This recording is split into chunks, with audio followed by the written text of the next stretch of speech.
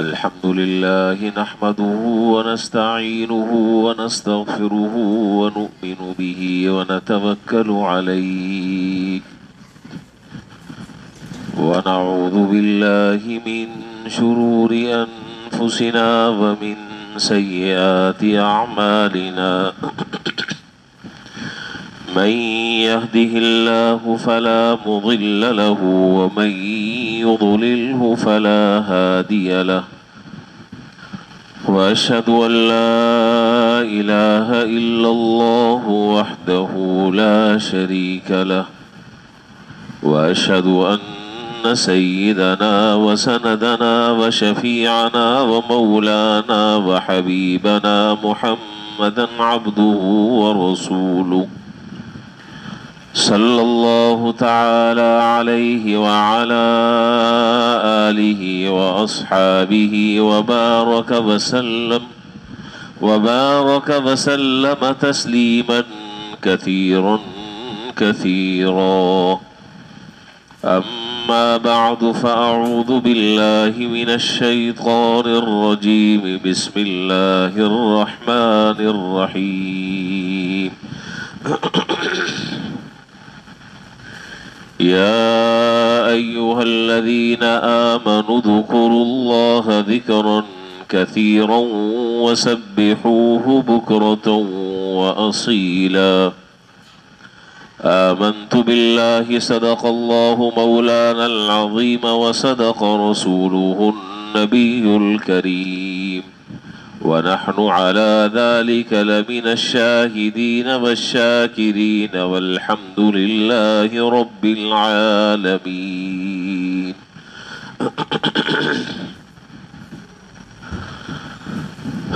بزرگان محترم و برادران عزیز،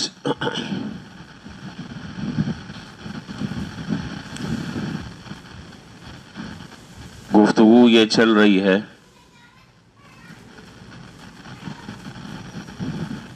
کہ اللہ تعالی اہل ایمان سے مخاطب ہو کر یہ بات ارشاد فرما رہے ہیں کہ اے اہل ایمان، اللہ تعالی کا کثرت سے ذکر کرو، صبح اور شام اس کی تسبیح اور تحمید اور تقدیس بیان کرو۔ اللہ تعالیٰ کا ذکر کثرت سے کرنے کا کیا مطلب؟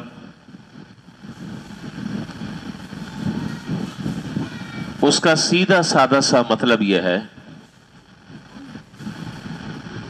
کہ کثرت کا اطلاق اور کثرت کی حد شروع ہوتی ہے کہ زندگی میں جو اللہ تعالیٰ نے ہمیں دن اور رات دیے ہیں، جو 24 گھنٹے پر مشتمل ہے، 24 گھنٹے کا دن رات ہوتا ہے تو 24 کا آدھا ہوا 12۔ تو کثرت کا معنی یہ ہے کہ 12 گھنٹوں سے زیادہ جب تم اللہ تعالیٰ کا ذکر کرو گے تو وہ کثرت کہلائے گا۔ کون آدمی ہم میں سے 12 گھنٹے مسلسل اللہ تعالیٰ کا ذکر کرتا رہے؟ کس کے اندر اتنی ہمت اور طاقت ہے؟ اور کس کے پاس اتنی فرصت ہے؟ ہم تو لے دے کے 5 نمازیں پڑھ لیں، جس میں مشکل سے 24 گھنٹے میں سے 1 گھنٹہ ہم نکال لیں، وہ بھی ہم سے نہیں ہوتا۔ چہ جائے کہ 15 گھنٹے اور 16 گھنٹے اللہ تعالیٰ کا ذکر کریں، کیسے ممکن ہے؟ میں یہ بات پہلے کئی دفعہ آپ کے سامنے آپ کی خدمت میں ذکر کر چکا ہوں، پھر اس بات کو آج دوبارہ میں دہرا رہا ہوں کہ اللہ رب العالمین کا یہ اس امت پر اتنا بڑا احسان اور اتنا بڑا انعام ہے کہ اللہ تعالیٰ نے کسی ایسے کام کے کرنے کا ہمیں اور آپ کو مکلف نہیں بنایا جسے ہم کر ہی نہ سکتے ہوں۔ کسی ایسے کام کا ہمیں مکلف نہیں بنایا، ہر اس کام کا اللہ تعالیٰ نے ہمیں مکلف بنایا ہے جس کے کرنے کی ہمارے اندر طاقت ہو، جس کو ہم کر سکتے ہوں، اس کا اللہ نے مکلف بنایا ہے۔ تو ایسا ممکن نہیں ہے کہ آدمی اللہ تعالیٰ کا کثرت سے ذکر نہ کر سکے اور اللہ تعالیٰ حکم دے رہے ہوں. اور کثرت کا کیا معنی ہے وہ میں ابھی ذکر کر چکا ہوں آپ کے سامنے کہ 12 گھنٹے سے زیادہ وہ کثرت کہلاتا ہے. اس کی طاقت ہم میں نہیں ہے. پھر کیسے عمل ہوگا؟ تو یہ گفتگو چل رہی ہے. اس پر عمل کا بہت آسان سا طریقہ ہے، اور وہ طریقہ یہ ہے کہ جناب رسول اللہ صلی اللہ علیہ وسلم نے ایک مسلمان کو زندگی گزارنے کے صبح سے لے کر شام تک کے جو اذکار اور جو ادعیہ ماثورہ اور ادعیہ مسنونہ کی تعلیم دی ہے، اگر ہر موقع پر پڑھے جانے والی دعا کو اگر پڑھ لے تو وہ کثرت سے ذکر کرنے والا کہلائے گا. ختم بات. ہر موقع کی مناسبت سے بستر پر لیٹنے سے لے کر دوبارہ واپس گھر آنے تک کے مختلف مراحل میں آدمی کو جہاں جہاں جانا پڑتا ہے اور جن جن کاموں کی ضرورت پڑتی ہے اور اس سے متعلق جو بشری تقاضے ہیں، ان سے متعلق جو ہدایات ہیں، جو دعائیں ہیں، جو اذکار ہیں، اگر ان کو پڑھ لیا جائے اس وقت، اس موقع کے وقت کی دعا کو اگر پڑھ لیا جائے تو کثرت سے ذکر کرنے والا انسان کہلائے گا. ان دعاؤں کا ایک طویل سلسلہ ہے، اور ہم نے وہ دعا شروع کی ہے وضو سے. آپ کو شاید یاد ہوگا، یہ پچھلی بات کا میرا جو ربط اور پچھلی بات کی اس بات سے جو مناسبت ہے وہ میں نے آپ کے سامنے ذکر کر دی.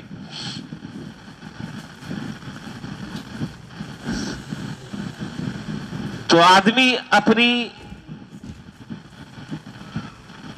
صبح کا آغاز وضو سے کرتا ہے. سونے کے بعد جب ظاہر ہے کہ آدمی اٹھتا ہے تو اٹھنے کے بعد سب سے پہلا کام وضو کرنا ہوتا ہے. استنجا کرتا ہے، تقاضے سے فارغ ہوتا ہے، پھر وضو کرتا ہے. وضو کے بعد پھر نماز کی تیاری کرتا ہے. تو وضو میں جو دعائیں بزرگوں سے منقول ہیں ان دعاؤں کا بیان چل رہا ہے. اور پچھلے جمعے ہم پہنچے تھے کہاں تک؟ بایاں ہاتھ دھونے کی دعا تک میں نے ذکر کیا تھا، اور ان دعاؤں کی مختصراً تشریح آپ کے سامنے میں نے عرض کی تھی کہ جب ہاتھ دھوئیں تو امید ہے کہ آپ کو یاد ہو گئی ہوں گی، یا یاد نہیں ہوں گی تو کتاب لے لی ہوگی، یاد کر رہے ہوں گے. اور اگر ان دونوں باتوں میں سے کوئی بات نہیں ہے تو یہ فکر کی بات ہے. میں ان دعاؤں کو میں ابھی نہیں دہرا رہا، پھر اصل جو بات آگے مجھے ذکر کرنی ہے پھر وہ باتیں رہ جاتی ہیں. پچھلی باتوں کا اگر میں آدھا ہر جمعے کرتا رہوں تو پھر بات کرنا مشکل ہو جاتا ہے. بس مختصر سی اتنی بات میں عرض کر دوں کہ ہاتھ دھونے کی الگ دعا بزرگوں سے ثابت ہے، اور یہ میں نے پچھلے جمعے یہ بات عرض کی تھی کہ یہ دعائیں جو ہیں جو ہر عضو کو دھونے کی الگ الگ دعائیں کتابوں میں لکھی ہیں اور بزرگوں نے اس کے پڑھنے کی تلقین کی ہے، یہ احادیث سے ثابت نہیں ہیں. اس کو سنت سمجھ کر کوئی نہ پڑھے. ہاں بزرگوں سے یہ دعائیں منقول ہیں، پڑھ لے گا، اللہ تعالیٰ انشاءاللہ اس کی برکتوں سے اسے مستفید فرمائیں گے، اس کی برکتیں اسے انشاءاللہ حاصل ہوں گی. تو البتہ وہ دعائیں جو درمیان وضو میں جناب رسول اللہ صلی اللہ علیہ وسلم کثرت سے پڑھا کرتے تھے وہ دعا میں نے آپ کے سامنے ذکر کر دی اور اس کی مختصر سی تشریح بھی کر دی تھی. اللہم اغفر لی ذنبی ووسع لی فی داری وبارک لی فی رزقی. یہ دعا جو ہے وہ درمیان میں حضور صلی اللہ علیہ وسلم کثرت سے پڑھا کرتے تھے. اس دعا کی تشریح ہو چکی ہے بقدر ضرورت. اس کے بعد پچھلے جمعے میں نے ذکر کیا تھا کہ ہاتھ دھونے کی یہ دعا، کلی کرنے کی یہ دعا، ناک میں پانی ڈالنے کی یہ دعا، چہرہ دھونے کی یہ دعا، دایاں ہاتھ دھونے کی یہ دعا، بایاں ہاتھ دھونے کی یہ دعا، یہاں تک کہ بات پچھلے جمعے ہو چکی ہے. اب تک کہ میں پچھلی باتوں کا ذکر کر رہا ہوں. اب اگلی آج کی جو بات ہے وہ اب میں شروع کرنے لگا ہوں. یہاں تک تو بات سمجھ میں آ گئی. بایاں ہاتھ دھونے کے بعد آدمی سر کا مسح کرتا ہے اور ہمارے ہاں ساتھ ساتھ مسئلہ بھی سمجھ لیں، ہمارے ہاں سے مراد یہ ہے کہ حضرت امام ابو حنیفہ رحمۃ اللہ علیہ کے ہاں ربع رأس کا مسح جو ہے وہ فرض ہے۔ ربع راس کا معنی یہ چوتھائی سر کا مسح کرنا احناف کے ہاں فرض ہے۔ فرض ہونے کا معنی یہ ہے کہ اگر ایک آدمی وضو کر رہا ہے اور وضو کرتے وقت اس نے سر کا مسح نہیں کیا تو اس کا وضو نہیں ہوگا۔ یہ بات ضمناً آ گئی تو میں نے ذکر کر دی۔ اس کو فقہ کی کتابوں میں ربع راس سے تعبیر کرتے ہیں۔ ربع راس کا معنی یہ ہے کہ سر کے 4 حصے کر لیے جائیں، ان میں سے ایک حصہ وہ چوتھائی سر کہلاتا ہے، 1/4۔ تو چوتھائی سر کا مسح جو ہے وہ فرض ہے۔ نہیں کیا وضو نہیں ہوگا، جب وضو نہیں ہوگا تو نماز بھی نہیں ہوگی۔ تو جب سر کا مسح کرنے لگو تو یہ دعا پڑھو، اللہم اظلنی تحت ظل عرشک یوم لا ظل الا ظل عرشک۔ یہ دعا بزرگوں سے ثابت ہے، عجیب دعا ہے، جس کا حاصل یہ کہ اللہ مجھے وہ سایہ عطا فرما جو سایہ آپ عرش کے نیچے جن لوگوں کو وہ سایہ حاصل ہوگا ان لوگوں میں آپ مجھے بھی شامل فرما دیں جس دن آپ کے عرش کے سائے کے علاوہ کوئی اور سایہ نہیں ہوگا۔ اب مجھے اس کی ذرا سی تشریح کرنی، اور ہو سکتا ہے کہ ابھی صرف ہم اسی پر ہمارا وقت پورا ہو جائے۔ وقت پورا ہونے سے مراد خدا نخواستہ زندگی پوری نہ ہو جائے، جمعے کا وقت پورا ہو جائے، بیان کا وقت ختم ہو جائے، یہ مطلب ہے۔ آپ یہ سمجھیں کہ شاید یہ جانے والا ہے، ہم لوگ اتنے جلدی جانے والے نہیں ہیں، اللہ ہی کو معلوم ہے کہ کون کب جائے گا۔ اچھا جی، تو یہ جو دعا ہے اس دعا کا حاصل یہ کہ اللہ مجھے ان لوگوں میں شامل فرما دے جن کو عرش کا سایہ نصیب ہوگا، اور اس دن جس دن آپ کے عرش کے سائے کے علاوہ کوئی اور سایہ نہیں ہوگا۔ حدیث شریف میں ہے، سرکار دو عالم نبی کریم صلی اللہ علیہ وسلم نے ارشاد فرمایا کہ قیامت کے دن میدان حشر میں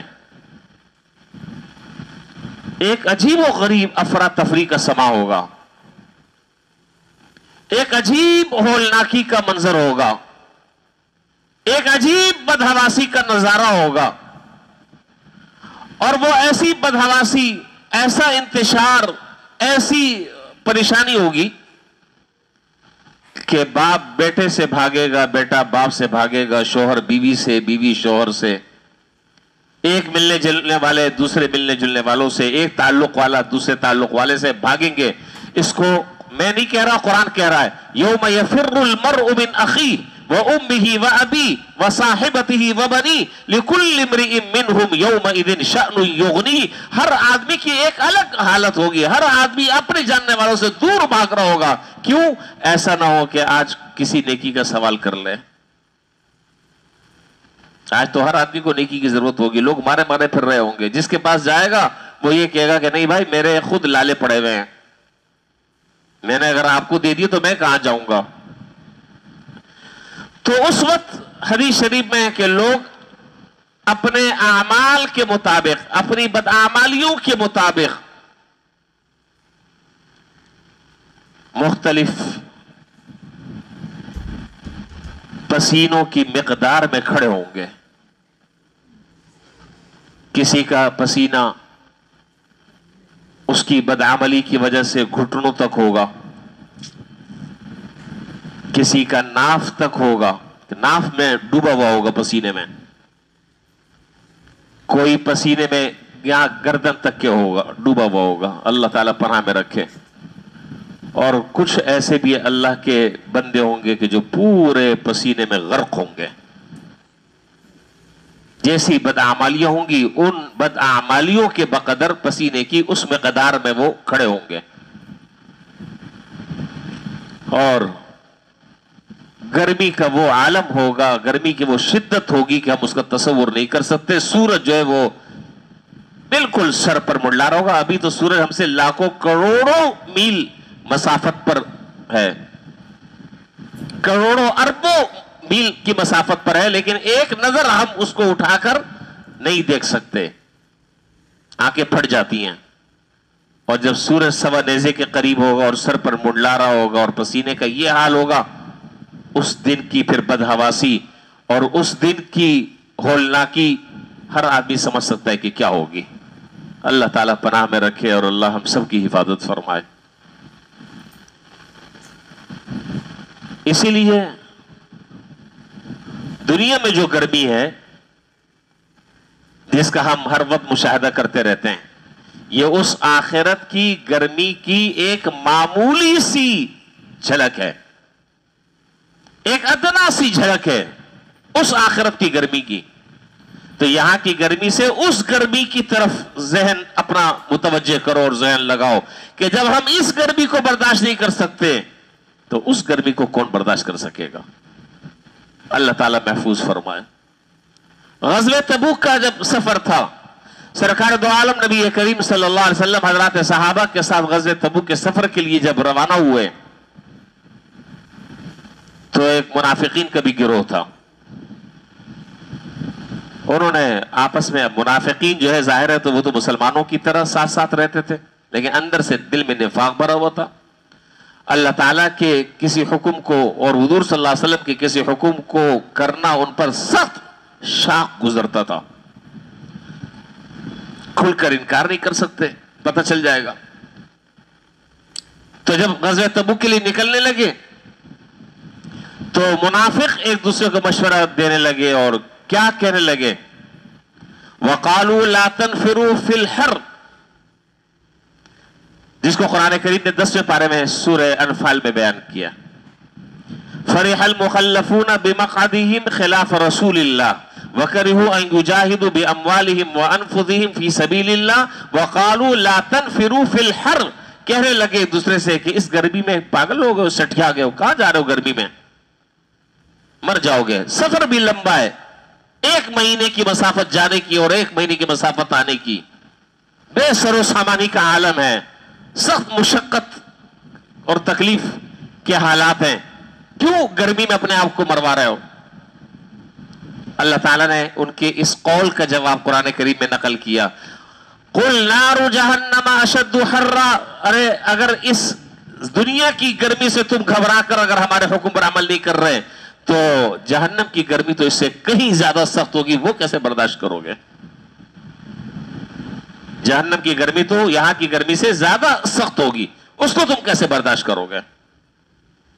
بہرحال تو میدان حشر میں گرمی کا عالم یہ ہوگا، مختلف لوگ پسینے میں ڈوبے ہوئے ہوں گے، کسی کا پسینہ کہاں، کسی کا پسینہ کہیں تک، لیکن کچھ اللہ تعالیٰ کے بندے ایسے بھی ہوں گے، کچھ اللہ تعالیٰ کے نیک بندے ایسے بھی ہوں گے کہ جن کو اس حال میں، ان شدائد اور تکلیفوں میں، اس بدحواسی کے عالم میں اللہ تعالیٰ انہیں عرش کا سایہ نصیب کریں گے، جس وقت عرش کے سایہ کے علاوہ کوئی اور سایہ نہیں ہوگا۔ وہ 7 لوگ ہوں گے، وہ 7 لوگ ہوں گے جن کو کل قیامت کے دن اللہ تعالیٰ عرش کا سایہ نصیب فرمائیں گے۔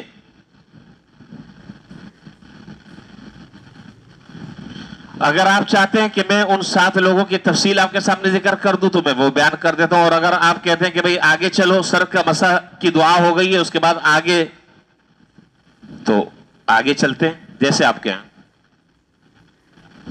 کیا فرماتے ہیں؟ ان 7 لوگوں کا ذکر اگر آ جائے تو فائدے سے خالی نہیں ہے، اور کوشش تو ہم سب کو یہ کرنی چاہیے، مجھے بھی اور آپ کو بھی، کہ ہم ان 7 لوگوں میں ہم اپنا نام شامل کرائیں، اور اگر خدا نخواستہ اللہ نہ کرے ان 7 لوگوں میں ہم اپنے آپ کو شامل نہ کرا سکے تو کم سے کم ان 7 میں سے کسی ایک قسم میں تو اپنے آپ کو شامل کرا لیں، کسی ایک قسم میں، کسی ایک آدمی کی صف میں تو ہم کھڑے ہو جائیں، تو امید ہے کہ انشاءاللہ اللہ تعالیٰ کے عرش کا سایہ نصیب ہو جائے گا انشاءاللہ۔ وہ 7 لوگ کون ہیں؟ حدیث شریف میں ہے کہ وہ 7 آدمی جن کو اللہ تعالیٰ قیامت کے دن عرش کا سایہ نصیب فرمائیں گے۔ پہلا آدمی الامام العادل،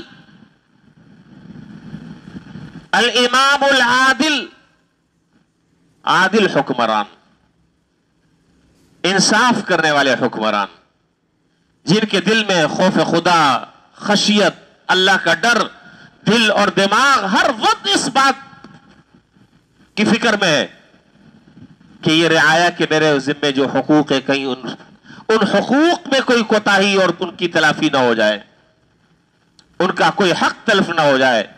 پورا وقت ان کا اسی فکر میں گزرتا ہے کہ کسی مخلوق کے ساتھ کوئی زیادتی نہ ہو جائے.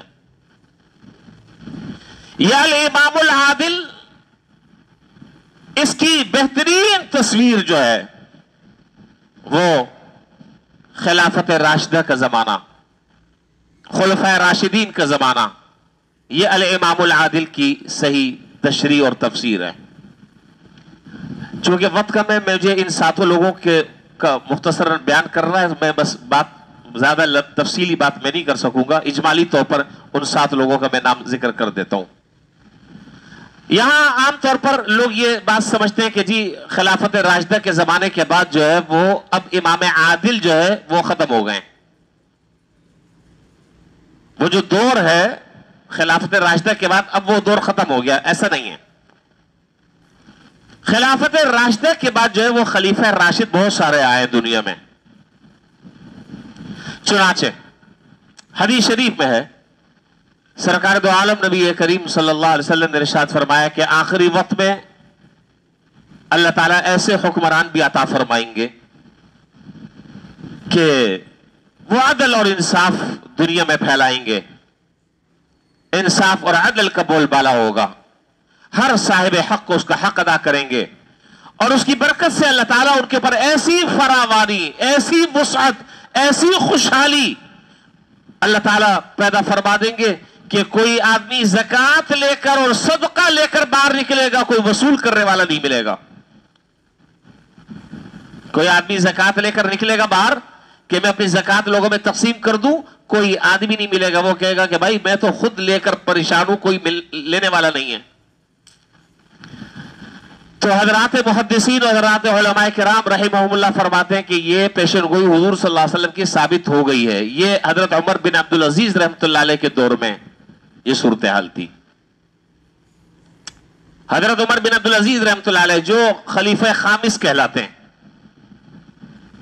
تابعین میں سے ہیں، ان کے زمانے میں یہ عدل اور انصاف کا وہ عالم تھا، خوشحالی کا وہ دورہ تھا کہ ایک آدمی جو ہے وہ زکوٰۃ کے پیسے لے کر، صدقہ اور خیرات کے پیسے لے کر باہر نکلتا، گھومتا رہتا، پورے دن گھومتا رہتا، چکر لگاتا رہتا، چکر کاٹتا رہتا، واپس وہ پیسے لے کر آ جاتا، کوئی ملتا ہی نہیں تھا لینے والا. آج تو بڑے بڑے ارب اور کھرب جو کمانے والے جو ہمارے افسران ہیں، وہ بیچارے کہتے ہیں کہ سب سے پہلے زکوٰۃ کے مستحق تو ہم خود ہی ہیں. جو چلے میں اس پہ کیا تفسیر کروں، وقت نکل جائے گا. بہرحال الامام العادل، اس کے بعد حضرت عمر بن عبدالعزیز رحمۃ اللہ علیہ کے بعد سلطان نور الدین زنگی رحمۃ اللہ علیہ، جلال الدین زنگی رحمۃ اللہ علیہ، سلطان محمود شہید ٹیپو رحمۃ اللہ علیہ، اور بہت سارے ایک لمبی طویل فہرست ہے. نیک صالح لوگ گزرے ہیں، عادل لوگ گزرے ہیں. اور میں یہ دعا کیا کرتا ہوں ہر جمعے، اور آپ نے بھی سنی ہوگی، اللہ ہمیں امام عادل اور حکمران عادل اللہ تعالی ہمیں نصیب فرمائے. لیکن بات کیا ہے کہ یہ عادل حکمران ایسے نہیں ملتے، عادل حکمران ایسے نہیں ملتے. اس کے لیے پہلے خود عادل بننا ضروری ہے، پہلے 2 نمبری خود چھوڑنی ضروری ہے، گڑبڑ سڑبڑ والے کام پہلے خود چھوڑنے ضروری ہیں، پھر اللہ تعالیٰ انشاءاللہ اس کی برکت سے ایسے حکمران بھی عطا فرما دیں گے. اور ہم اپنے آپ کو نہ بدلیں، اپنے کرتوتوں سے توبہ نہ کریں جی، اور گڑبڑ سڑبڑ نہ چھوڑیں، اور ہم دعا کرتے رہے کہ اللہ تعالیٰ ہمیں عادل حکمران نصیب فرما دے. نہیں، اعمالکم اعمالکم، جیسے تمہارے اعمال ہوں گے ویسے اللہ کی طرف سے تم پر حکمران مسلط کر دیے جائیں گے. آج کون سا گناہ ہمارے اس معاشرے میں، مجھے ایک گناہ آپ بتا دیں، ایک گناہ اس معاشرے میں جو نہ ہو رہا ہو. پہلے قوموں پر اللہ تعالیٰ نے جن بدعمالیوں کی وجہ سے اللہ تعالیٰ نے عذاب نازل کیا، جن بدعمالیوں کی وجہ سے اللہ تعالیٰ نے عذاب نازل کیا، وہ قرآن کریم بھرا پڑا ہے، پوری تاریخ اور داستان ہے. وہ سارے کے سارے مجموعی بدعمالیاں آج اس امت میں پائی جاتی ہیں. بھائی وہاں تو کوئی زنا کرتا تھا اس پر عذاب آ گیا. اللہ معاف فرمائے کوئی لواطت کرتا تھا اس پر عذاب آ گیا. کوئی ناپ تول میں ڈنڈی مارتا تھا اس پر عذاب آ گیا. کوئی اور کوئی کام کیا کرتا تھا, زنا کرتا تھا, اس پر عذاب آ گیا. کوئی کچھ کرتا تھا. لیکن اس امت میں تو آج وہ سارے کی ساری بدعمالیاں اور وہ سارے کے سارے مجموعی طور پر گناہ موجود ہیں. اور پھر ہم دعائیں کر رہے ہیں کہ اللہ تعالی ہمیں عادل حکمران. ارے عادل حکمران کیسے ملیں گے؟ ہم اپنے آپ کو تو تبدیل کریں, اپنے حالات کو تو بہتر کریں, پھر انشاءاللہ مل جائیں گے. خیر, الامام العادل.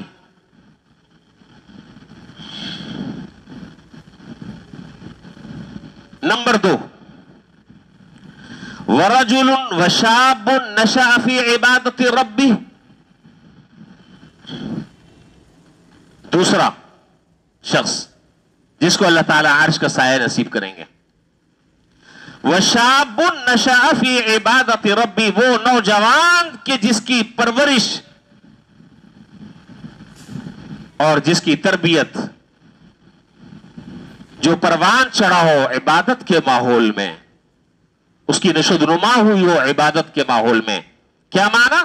بچپن سے عبادت کا مزاج, بچپن سے بندگی کا مزاج, بچپن سے اللہ کے سامنے جھکنے کا مزاج پیدا ہوا.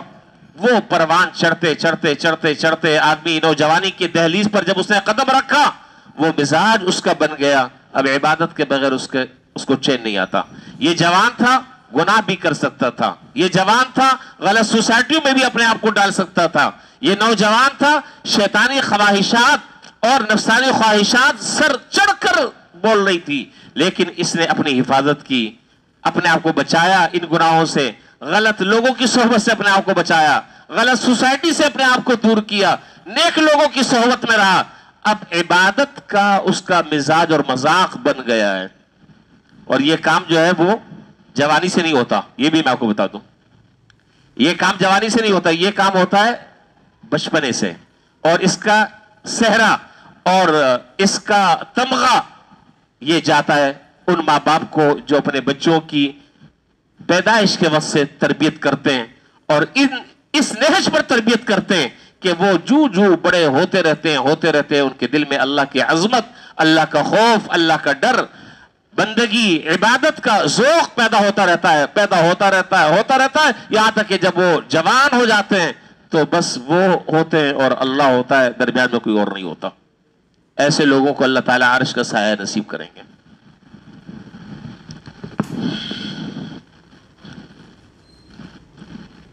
آپ نے ایک لفظ سنا ہوگا,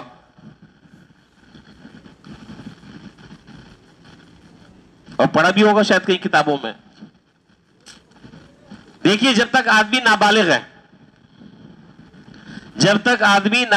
جب تک وہ بچہ ہے, نہ اس کے اوپر نماز فرض ہے, نہ روزہ فرض ہے, نہ زکوٰۃ فرض ہے, نہ شریعت کے دیگر احکام فرض ہیں. ایسے ہی ہے. لیکن شریعت کا جو حکم ہے, اگر آپ اس کی علت پر اگر غور کریں تو آپ کو بات سمجھ میں آ جائے گی. شریعت کا حکم یہ ہے کہ جب بچہ 7 سال کا ہو جائے تو اس کو نماز کی تاکید کرو. نماز تو فرض ہو رہی ہے 15 سال میں. 7 سال کا جب ہو جائے تو نماز کی طرف لے جاؤ, مسجد کی طرف لے جاؤ. اور جب 10 سال کا ہو جائے اور نماز نہ پڑھے تو مارو, سختی کرو, باس پرس کرو, سوال جواب کرو. اس میں لاڈ پیار کی اجازت نہیں ہے. بچہ ہے, فجر نہیں پڑی تو کیا ہو گیا. یہاں تو یہ کہ ابا بھی سو رہے ہیں, اماں بھی سو رہی ہیں, بچے بھی سو رہے ہیں, پورا گھرانہ اللہ معاف فرمائے بے نمازی ہے, پورے گھر پر نحوست طاری ہے. کیا خیر اور کیا برکتیں آئیں گی؟ نہیں. میں جو صورت ذکر کر رہا ہوں وہ صورت یہ ہے کہ 7 سال کی عمر سے اس کو مسجد میں لانا شروع کیا, کرتے کرتے کرتے کرتے اس کا وہ مزاج بنایا, اس کا وہ ذہن بنایا, وہ ذہن میں اس کی پختگی پیدا کی, اللہ سے اس کو قریب کیا, اللہ کے نیک بندوں کے صلحاء کے واقعات اس کو سنائے, نیک لوگوں کی مجلسوں میں اس کو ساتھ لے کر چلتے رہے, یہاں تک کہ ذہن اس کا بندگی کی طرف، عبادت کی طرف، اللہ کی طرف اس کا ذہن بنتا رہا. پھر یہ جب جوان ہوا تو اب اس کی نشو نما جو ہے اور آگے کی زندگی وہ اللہ کی عبادت میں گزر رہی ہے. تو میں نے عرض کیا کہ ایک لفظ آپ نے سنا ہوگا صاحب ترتیب، کتابوں میں پڑھا ہوگا بھائی.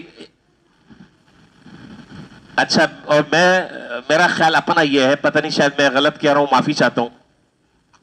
ہم جتنے آدمی بیٹھے ہوئے نا مجھ سمیت، ہم میں سے کوئی آدمی بھی صاحب ترتیب نہیں ہے، میں بھی شامل ہوں. کوئی آدمی بھی صاحب ترتیب نہیں ہے. صاحب ترتیب کس کو کہتے ہیں؟ صاحب ترتیب اس آدمی کو کہتے ہیں کہ جو بالغ ہونے کے بعد سے اس کی 6 نمازیں کبھی قضا نہ ہوئی ہوں. 6 نمازیں اس کی کبھی قضا نہ ہوئی ہوں، وہ صاحب ترتیب کہلاتا ہے. اور اگر 6 نمازوں سے کم 4 نمازیں یا 5 نمازیں تو اس پر صاحب ترتیب کا اطلاق نہیں ہوتا، اس میں صاحب ترتیب کا اطلاق نہیں ہوتا.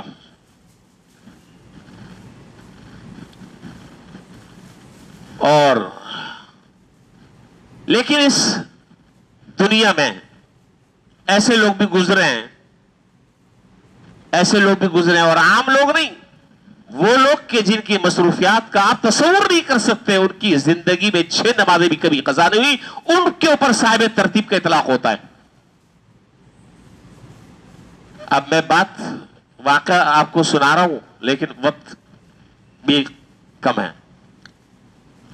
حضرت خواجہ قطب الدین بختیار کاکی رحمت اللہ علیہ، حضرت خواجہ قطب الدین بختیار کاکی رحمت اللہ علیہ بڑے نیک آدمی، بڑے اللہ والے، بڑے بادشاہ گزرے. ان کا جب انتقال ہوا تو بہت صالح اور نیک آدمی تھے. جب ان کا انتقال ہوا تو انہوں نے اپنی وصیت ایک لکھی، اور اس وصیت میں لکھا کہ میری نماز جنازہ کون آدمی پڑھائے گا. آپ حیران ہوں گے، حیران ہوں گے، میری نماز جنازہ کون پڑھائے گا. اس وصیت میں لکھا کہ میری نماز جنازہ وہ آدمی پڑھائے گا کہ جس کی کبھی زندگی میں ایک نماز قضا نہ ہوئی ہو.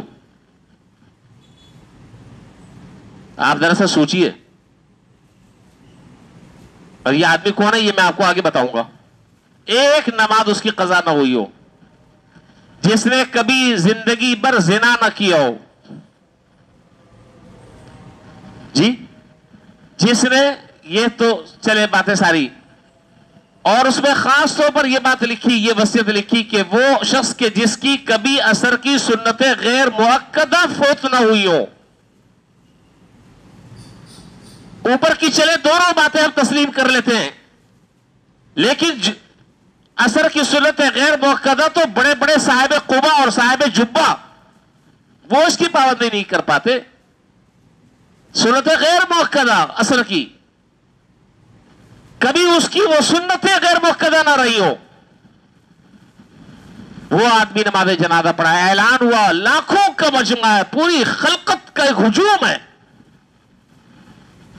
کہاں سے لوگ جو ہیں وہ بختیار کاکی رحمت اللہ علیہ کی نماز جنازہ میں شریک ہونے کے لیے آئے ہوئے. نماز جنازہ ہو نہیں رہی ہے، وقت پہ وقت نکل رہا ہے، وقت پہ وقت نکل رہا ہے. اعلان ہو رہا ہے کہ بھائی یہ وصیت ہے، اس پر اگر کوئی پورا اترتا ہے تو آگے بڑھے. جانماز حاضر ہے. ایک سناٹا چھایا ہوا ہے، بڑے بڑے علماء، بڑے بڑے محدثین، بڑے بڑے عبادت گزار سب موجود ہیں، لیکن ان شرائط پر پورا کوئی اترتا ہی نہیں. تو کتابوں میں لکھا ہے کہ ایک صاحب اپنے منہ پر کپڑا لپیٹے ہوئے اور زار و قطار روتے ہوئے، آنکھوں سے آنسو کی لڑیاں بہ رہی ہیں، تھر تھراتی ہوئی آواز ہے، کانپ رہے ہیں، اور یہ کہہ رہے ہیں کہ قطب الدین بختیار کاکی نے آج ہمیں رسوا کر دیا، اگر آج وہ یہ شرطیں نہ لگاتے تو آج ہمیں کوئی نہ پہچان سکتا تھا. مشکل ہے، اب نہیں آئیں گے سامنے تو نماز جنازہ کیسے ہوگی؟ اب تو آنا پڑے گا، لوگ دیکھیں گے ہے کون یہ. یہ نیکبت اور یہ سعادت مند، یہ تمغہ سر پر سجانے والا کون ہے؟ اب تو آنا ہے سامنے. تو کہتے ہیں کہ وہ تھے سلطان شمس الدین التمش رحمۃ اللہ علیہ، جو ہندوستان کے بڑے بادشاہ تھے. میں نے کہا عام آدمی نہیں، بادشاہ. اور بادشاہ کی جو مصروفیات ہیں آپ کو اس کا اندازہ ہے. جنہوں نے کبھی عصر کی سنت غیر مؤکدہ نہیں چھوڑی، جنہوں نے زندگی میں کبھی ایک نماز ان کی قضا نہیں ہوئی بالغ ہونے کے بعد سے، کبھی حرام کا اور کبھی گناہ کا ارتکاب نہیں کیا، آئے اور آ کر نماز جنازہ پڑھائی اور کہا کہ بختیار کاکی، آج تم نے ہمیں لوگوں کے سامنے شرمندہ کر دیا، لوگوں کو پتہ چل گیا. یہ شرطیں نہ لگاتے تو آج ہم بھی چھپے ہوئے لوگوں میں سے ہوتے، ہمیں کوئی پہچاننے والا نہ ہوتا، نہ ہماری طرف کوئی انگلی اٹھا کر بتانے والا ہوتا کہ یہ ان صفات کا حامل ہے. تو بھائی ایسے بھی لوگ ہیں کہ جس کو یہاں حدیث میں فرمایا ہے، یہ دوسرا آدمی کا بیان چل رہا ہے، وَرَجُلٌ شَابٌ نَشَأَ فِي عِبَادَةِ رَبِّهِ عَزَّ وَجَلَّ.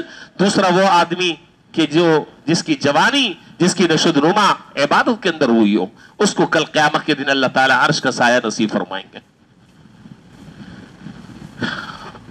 7 میں سے 2 میں نے ذکر کر دیے، باقی کتنے رہ گئے؟ 5 رہ گئے. انشاءاللہ زندگی رہی، اللہ تعالیٰ نے توفیق دی تو پھر یہ 5 آدمی کی تفصیل جو ہے وہ ہم اگلے جمعے انشاءاللہ بتائیں گے. میں نے شروع میں عرض کیا بہت سارے لوگ اس وقت نہیں تھے کہ کم سے کم کوشش تو یہ کرنی چاہیے کہ وہ 7 آدمیوں کے اندر جو صفات ہے وہ ہم اپنانے کی کوشش کریں. لیکن اگر کمزور ہے، نہیں کر سکتے، تو کم سے کم 7 میں سے کسی ایک آدمی کے سب میں تو ہم شامل ہو جائیں، تاکہ اللہ تعالیٰ کے عرش کا سایہ جو ہے وہ ہمیں نصیب ہو جائے. اللہ تعالیٰ ہمیں اپنے عرش کا سایہ نصیب فرما دیں. اچھا جی، میری گفتگو تو ختم ہو گئی. آخر میں مسجد کی انتظامیہ کی طرف سے ایک اعلان آپ کی خدمت میں عرض کرنا ہے. اور میرے تو یہ بات سمجھ میں نہیں آتی کہ اعلان کی ضرورت میں تو نہیں سمجھتا، لیکن حالات جب اس طرح کے ہوتے ہیں تو بیچارے درخواست کرتے ہیں اور وہ یاد دہانی ہمیں کراتے ہیں. یہ ان کا بڑاپن ہے، بتا دیتے ہیں تو ہمیں پتہ چلتا ہے، ورنہ ہمیں نہیں پتا کہ کیا معاملات چل رہے ہیں.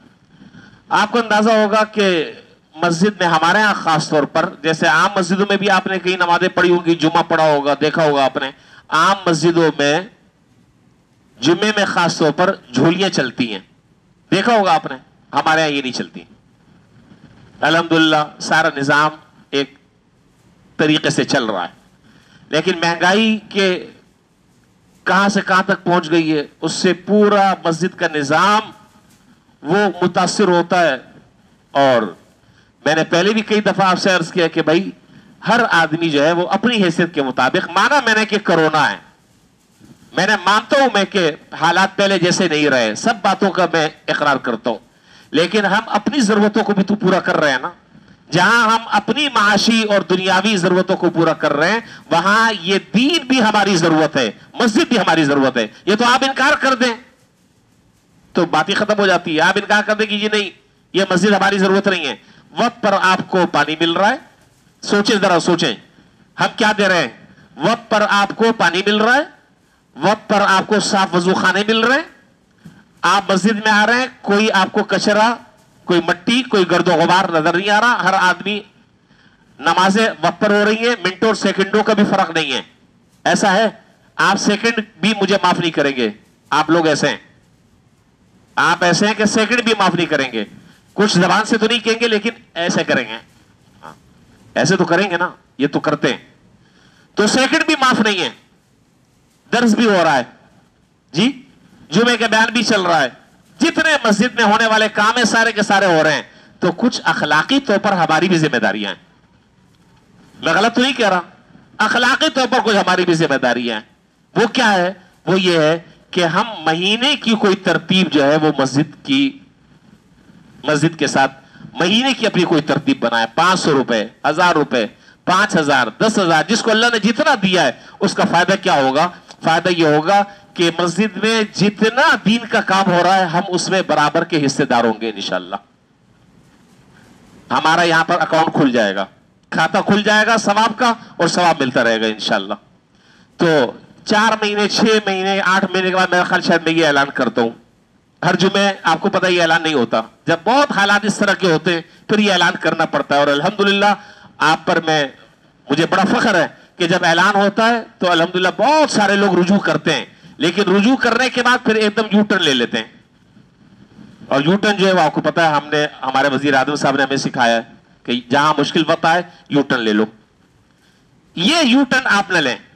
یہ تجارت آپ کر رہے ہیں، یہ معاملہ آپ کر رہے ہیں کس کے ساتھ؟ بول تو دیں، کس کے ساتھ؟ اللہ تعالیٰ کے ساتھ کر رہے ہیں. اور اللہ تعالیٰ کے ساتھ جو تجارت کرتا ہے وہ گھاٹے میں نہیں ہوتا. غلط تو نہیں کہہ رہا میں؟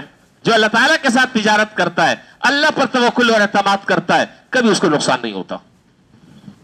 تو اس لیے میری درخواست یہ ہے، جو حضرات تعاون پہلے سے کر رہے ہیں، اللہ تعالیٰ ان کی زندگیوں میں، ان کی عمر میں، ان کی اولاد میں، کاروبار میں، ان کے مشاغل میں اللہ خوب برکت عطا فرمائے. اور جو بیچارے نہیں کر پا رہے اب وہ جڑ جائیں سسٹم میں، وہ خود سسٹم میں جڑ جائیں. اور ایسا نہ ہو کہ آپ کو ہر مہینے فون کرنا پڑے، حضرت اس دفعہ آپ نے چندہ نہیں دیا. یہ بڑی شرم کی بات ہے، ڈوب مرنے کی بات ہے کہ آدمی کسی کو فون کر یاد دہانی کرائے. آپ اپنی ذمہ داری سمجھیں، شرعی ذمہ داری. جس طرح میں بجلی کا بل بھرتا ہوں، جس طرح میں گیس کا بل بھرتا ہوں، جس طرح میں اپنے دوسرے بل میں ادا کرتا ہوں، یوٹیلیٹی بلز میں ادا کرتا ہوں وقت پر، یہ بھی ایک میری ذمہ داری ہے. تو ٹھیک ہے، اس تعاون کریں گے نا انشاءاللہ، پکی بات ہے، دل کھول کر کریں گے انشاءاللہ. ہم اللہ کے ساتھ تجارت کر رہے ہیں، اللہ تعالیٰ کے ساتھ تجارت کر رہے ہیں، اور اللہ کے ساتھ جو تجارت کرتا ہے اس کا کبھی نقصان نہیں ہوتا انشاءاللہ. تو ہم اپنی مسجد کی ضرورتوں کو پورا کرنے کے لیے ہم خود کھڑے ہوں، ہمیں دکانوں پہ جانا نہ پڑے، ہمیں لوگوں سے منت سماجت نہ کرنی پڑے، باہر لوگوں سے کہنا نہ پڑے. ہماری ضرورتیں ہم خود پوری کرنے والے بن جائیں اور احسن طریقے سے کریں. اور الحمدللہ میں سمجھتا ہوں مسجد کے جتنے بھی کام ہو رہے ہیں، جتنے بھی معاملات ہو رہے ہیں، سب بہترین طریقے سے ہو رہے ہیں، کسی میں کوئی کمی آپ کو محسوس نہیں ہوگی. اللہ تعالی ہم سب کو بڑھ چڑھ کر حصہ لینے کی اللہ ہمیں توفیق نصیب فرمائے. اور مسجد کی جتنی بھی ضروریات ہیں ان ضروریات کی تفصیلات کی ایک لمبی فہرست ہے. اللہ تعالیٰ ان ضروریات کو اپنے فضل و کرم سے، اپنی رحمت سے، اپنے نیک بندوں کے توسط سے اللہ تعالیٰ حسن خوبی پورا فرما دیں. وآخر دعوانا ان الحمدللہ رب العالمین.